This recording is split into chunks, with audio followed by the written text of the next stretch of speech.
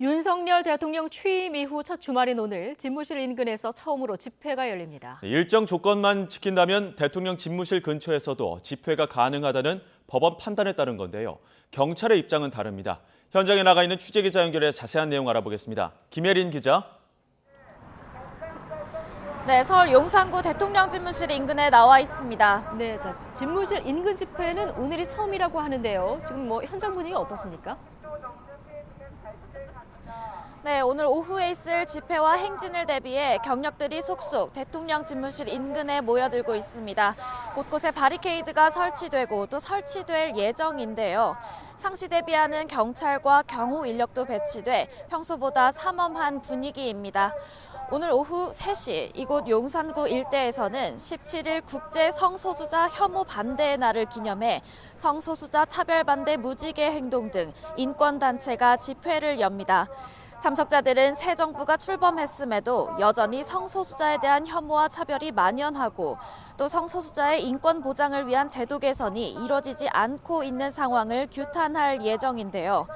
용산역 광장에서 집회를 벌인 뒤 LS 용산타워, 삼각지역, 녹사평역을 거쳐 이태원 광장까지 2.5km 구간을 행진합니다.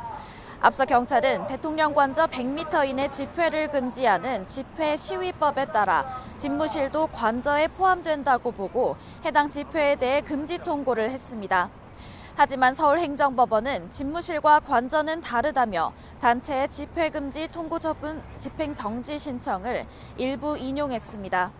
다만 행진 시 1시간 반 안에 멈추지 않고 진행해야 한다는 조건을 달았는데요.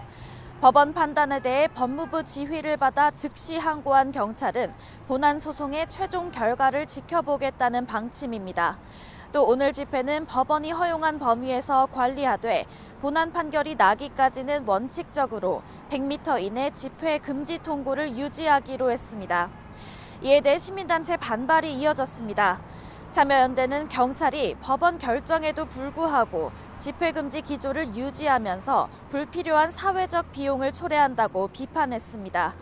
또 한미 정상회담을 앞둔 오는 21일 국방부와 전쟁기념관 앞 집회를 신고했지만 경찰이 또다시 금지 통고를 했다고 설명했습니다. 참여연대는 여기에 본안 소송과 금지 통고 효력 정지를 신청한 상황입니다. 지금까지 서울 용산구 대통령 집무실 인근에서 YTN 김예린입니다.